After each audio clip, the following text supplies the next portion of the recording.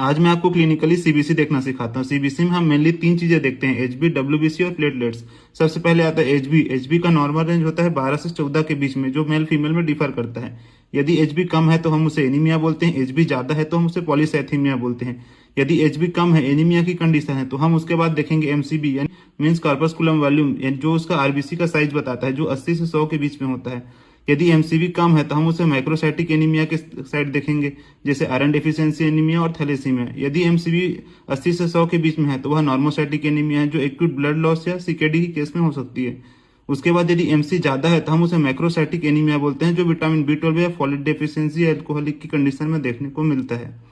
यदि यदि एचबी का रेंज ज्यादा है तो उसे हम पॉलीसाइथेमिया बोलते हैं। जैसे ही हम पॉलीसाइथेमिया देखें तो हम उसका ईपीओ चेक करें। ईपीओ मीन्स इरिथ्रोपोइटिन, जो एक हार्मोन है जो रिस्पॉन्सिबल होता है प्रोडक्शन ऑफ आरबीसी को बोन मैरो से। यदि ईपीओ ज्यादा है तो मेनली कॉज हो सकता है सेकेंडरी कॉज, जैसे हाइपोक्सिया या ट्यूमर के केस में।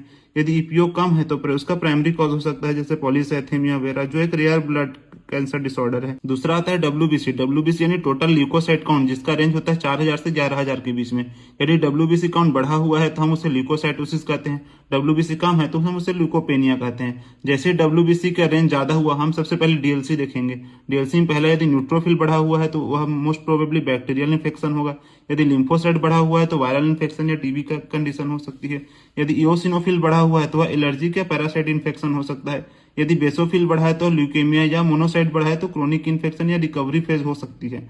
यदि डब्ल्यूबीसी का रेंज कम है तो हम उसे ल्यूकोपेनिया कहते हैं, जो most probably viral infection, drugs की कंडीशन में, जैसे कीमो से चलता है उन्हें, या बोन मैरो फेलियर की कंडीशन में हो सकती है। उसके बाद थर्ड हम प्लेटलेट काउंट देखेंगे। प्लेटलेट का नॉर्मल रेंज होता है 1.5 से 4.5 लाख।